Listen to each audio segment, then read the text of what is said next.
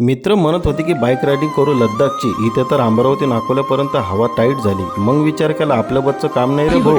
इथून चिखलीपर्यंत पोहोचलो तरी भरपूर झालं. तर नमस्कार, मी संतोष परत एका व्हिडिओमध्ये तुमचं स्वागत करतो.